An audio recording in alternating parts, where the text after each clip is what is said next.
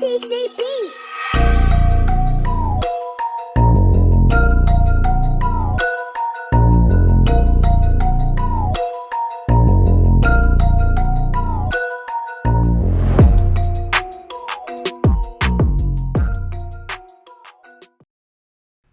What gave you the thought of converting your Monte Carlo to a T-top? Because most people don't realize that was a hard top Monte Carlo, and then you converted it. What gave you that? Man, you know what? Honestly, some of it was probably like a little bit of stupidity, a little bit of like what the hell are you thinking? But here's my rationale behind making that decision, right? Okay. So as I pointed out earlier, I've owned that car for 16 years. Mm-hmm. It's my baby. I bought it in 05. I was in grad school at the time at PV. Shout out PV Nation. And I was in grad school, man, and I had a luxury sport Monte Carlo T-top. Okay. T-top 86 luxury sport Monte Carlo, man. And I don't know what it was, bro. Like I grew up in Dallas, man, and in the 90s, most of my friends, especially like in the black culture, we were like lowriders back then. Yeah. In the 90s, like Dallas was like we was on like 13x7s. We was emulating California. Yeah. You know what I'm saying? And so anyway, I always had a love for the luxury sport Monte Carlo because it looks good on wires, right? Yes, it does. But as I got older and I kind of gravitated away from the lowrider scene, I started liking the muscle. So that's when I laid eyes on an SS Monte Carlo that was on sale at a transmission shop in Hempstead. Saw the car and just fell in love with it, man. Bought the car and I didn't know at the time. This is how ignorant I was to just how important that particular car was. That car was white with the gold stripes, which what I later learned was one of the most rarest. Did it have the gold tan interior? Are you serious? Yeah, the car was kind of like this car. That car was pearl, but it was white. It had the gold 3-stripe with the tan interior. I didn't know at the time that was one of the lower produced cars or production number cars. All I knew is I wanted a black Monte Carlo SS, right? So I bought the car, got it painted black, and then I put it together like 15 years ago, and it's been like this the way it's been ever since, right? So anyways, fast forward. Through the years, I've always contemplated putting a sunroof in it. Yeah. And then I was like, nah, I don't want to do a sunroof. Then I was like, I like T-tops. I had a decision to make. Should I sell this car and buy a T-top car, which probably for most people would have made more sense. I'm sure people think that. But it's your car. But it's my car. Yeah. It's my baby. That's hard to. You got to factor that in. I was like, I can't see myself letting this car go because it's got so much sentimental value to me. And only to go buy a T-top car and then having two of them. I couldn't justify having two cars, a hardtop and a T-top.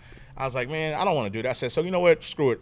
I did some research, looked online. I did see that there were people doing T-top conversions. I read up on it as much as I could, and then I set out to find a place that could do it. And the guys over at Olympus, they had already painted and did the job on my SS Impala. Yeah. And I felt pretty confident that they could handle the job, so I decided to go and take it to them and get their thoughts. Asked the guy what he would charge, and the rest was history, man. They did the process, they did the T-top on it, and I haven't looked back, but I could have probably, in hindsight, I probably could have bought a T-top car, and actually I did buy a T-top car. I bought a donor. I bought a donor from a kid, for like $400. And I'm not even sure if it was a true SS, but it had the top. It had the top, right? Yeah. So they were in pretty good shape. So I went ahead and bought it, man. But yeah, that's the story behind that. Came out nice. It came out It came out good. Yeah. So what is it about the T-tops that you like better than the sunroof or moonroof? Man, you know what? I got a convertible, bro. So like I got a convertible Cutlass. So it's just something about having the wind in your hair, man. I don't really have much hair, but it's just something about having the wind in your hair and the whole idea of being able to pop them tops off, man, and just be able to reach out and stretch your arms, look up and see the sky. I just love it, man. It's a certain amount of I guess just freedom. You close to the God. Exactly, close to the God. There you go. I like it, man. Drive a vert. Yeah, you close to the God in a vert, man. So that's and I didn't want to do I didn't want to do a convertible because I've seen guys chop them where they make a convertible. I'm not the biggest fan. Yeah, I'm not really that. I'm not a real big fan of that either. But I didn't want to go to that extent. So I was like, you know what? This is a safe compromise. Let's just do T-top conversion on it. Okay. Yeah. I see, Frankie. I had a Brandy Cadillac 84 Barrett's convertible. Nice. But kids still around and driving it right now with the paint on it that I put on it. Wow. That's about 8 years ago. seen Those you got cars the are timeless, man. I seen you got the Chevelle, man. That's a nice color on it. Is that brandy over silver or gold? It's actually over gold. Okay. It's actually over I gold. knew it was one of them. I Yeah, went it's over over charcoal, gold. so mine was a little Ooh, you know what? Let me tell you something. Yeah. If I had seen that over charcoal Yes, first, yes. Oh, really? oh my God. Yes, because With a whole different route. It looks It's black so at deep. night. Oh, and man, it's red during the beautiful. day like the bright red. Yes, the charcoal is a nice color. It's beautiful. Yes. Yeah, it's beautiful. I'm thinking about painting my 73 that color. Well, I'm gonna be honest. I don't want no more candy painted cars. Yeah. Why? I don't want that smoke no more. You know, so the thing is, you know, you get a lot of little nicks and stuff like that, and when that happens, You got to paint the Can't whole touch it car up. unless they know what they doing. That's it, you know, and so for me, it's almost like a lot of times I want to drive my car, but I don't want to have to deal with that piece, part, you yeah. know? And so I'm like, I'll never do it again. I was just telling Carlos, I said, you know what? As long as this paint job whole, as soon as it's done, I told him I'm painting it silver, Mercedes silver, Yeah. because I know that's timeless, and I ain't gonna never have to change it again, you know. Right. But yeah. Any new projects coming out that we can be on the lookout for? Yeah, so I kind of got my eyeballs on a '69 Camaro. I hate this dude. Oh. Yeah. I I got. hate this dude. Right. Tell us what you can tell us about that. So right now I'm in conversation with a guy in Florida, and we're really close to making a deal. I'm gonna probably go out there next weekend, take a look at the car. So when you say y'all close to making a deal, it don't sound like you buying any just like normal, basic. No, it's This ain't no restoration job. it's a Z28. Okay. It's a '69Z. I've always wanted the Z28 over the RSSS. Just little details that are different about it. It's got a little 302 in it, which Okay. that's what they came in. Yeah. So it's the right car. It's a hugger orange. Nice. Yeah, Nice. hugger orange. It's a beautiful car, man. So we're pretty close on the numbers. I just want to say for the record, I hate this guy. Can we make sure we put that on the record? Yeah. So, but we've been talking this whole week, and if it wouldn't have been holiday weekend, I'd probably be in Florida now. That's how serious I am about it. Well, Carlos, we talk all the time. We This is share something similar that- tastes. Do you have any plans for this, or is it just? This is gonna probably be what it is. I just, So this. you 4Giato. gotta make. So you No, going back? I and may forth? do a set Come of on now. Forges. I Come may on do a set now. of Forges. He knows but he I knows ain't- he is driving I no ain't- he knows he is. Yeah, but as far as the motor and trans, I'm gonna leave that like it is. So it's that Yeah. clean. It's that clean. Oh. Because Exactly. I seen the way that's got to be, and then when you're talking about we're going collection. back and forth on the numbers and Yeah. stuff, this is an important car. Yeah, Right. yeah, it is. It Like is. this ain't no joke about Yeah. it because you wouldn't go through all of this. That's right. Okay. That's right. Yeah, because I can buy a '69 right here in town, Yes. but it's not the one, and this is, I believe, the one. Yeah, Okay. yeah. This is the one. So this is that dream car, the one This- where This is it. This is where the buck stops. Does it I have buy a that rag car, on it? I'm done. Does it have No, a rag you top ain't. on it? It does have the vinyl on it. Okay. Yeah. Hello. Yeah. you after you buy this one, you really I'm done. done. I'm done. I This mean, is so. I mean, so the collection is so- full. What else is there? I was Like, trying to think. what else is there once you get to that? Man, So I'm it's just trying to always- see the level of what that is, and to say you done, Yeah. that has to This be sound like it's a way. matching number car. Yeah, it is. It's It a is. matching It's number the car. real deal. Yeah. So it's always been my dream to have a C10, Okay. a Chevelle, and a Camaro. Because in my mind, I've got the family car, the sports car, and a truck. Okay, I got you. That I see where you're completes going with it. The collection for me, All American. And honestly, like the exotic stuff, that comes and goes. I mean, Yeah. I could, but these are the things that I want to keep, Yeah. and pass on. Yeah. So So why the route of why are you going the route of original this time and not just over the top? So I'll tell you, because I really enjoy driving. Okay.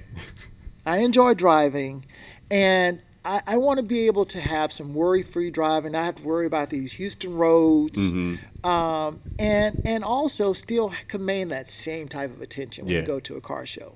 you Okay. know? And so it's kind of hard to find that unless you buy that unicorn. You know, everybody likes the shiny. Mm-hmm. You know, and so once you get that kind of attention, you're like, when you drive up in something that looks like everything else, it's not. It's not the same So unless you have that the unicorn. one. Okay. Yeah. So that's why. So can I just say, this car he's talking about, that's my dream car. I know. So can tell. That's my dream car. The '69 You can Camaro, tell. hands down, is like that's my retirement. That's my bucket list car. Is a '69 Camaro. But I'm gonna get one. I'm gonna build one, but I'm gonna build mine a little bit different than his. Okay. See, I don't have quite a few coins in the bank Oh, no. as Frank does. See, I just spent all my coins. So I don't have quite a few coins in the bank as Frank does. So what I'm gonna do is I'm gonna do mine. I'm gonna build basically like a kit car. Okay. So I think we talked about it, this, yeah. right? So here's my rationale. I was thinking like, okay, you can, if you find a Camaro that's in anywhere decent shape, they want an arm and a leg for it, right? Yeah. Or if you find one that's cheaper, it's like a piece of crap. You know what I mean? Yeah. And so then there's kind of like some that are in between, right? But what I found is time and time again, and you showed me this on your channel and your Instagram, where cars that look good on the outside, you start tearing them apart, you start realizing like this car ain't as neat as we thought it was. Yeah. So what I was thinking was, rather than me dropping 30, 40, 50, 60 grand for a car that's running and looks like it's in great shape, I was gonna basically go and buy me a brand new shell, a Camaro shell, buy me an aftermarket chassis, right? Okay. Maybe something from like Roadster Shop or Schwartz Performance, TNT Custom, right? And buy a custom frame or aftermarket frame. Get the front clip, hood, fenders, all that stuff. Basically build the car, right? And then probably put maybe a new Camaro or newer model interior in it. LS swap it.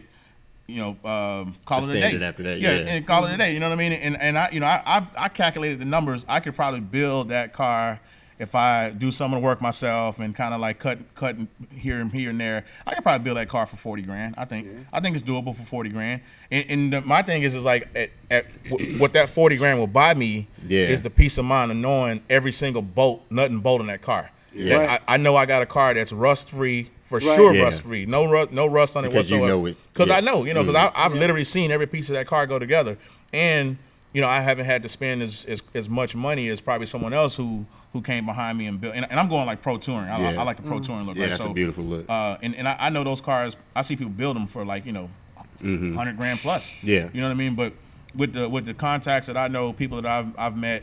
I think I can build it. I can build that car for, I'd say probably on the long end, maybe 50, but I think I can do it for like 40 to 45. That's nice. So I got a question for the both of you guys. Can you verbally paint me a picture of that cruise night? What is that night like for you when you by yourself in your ride?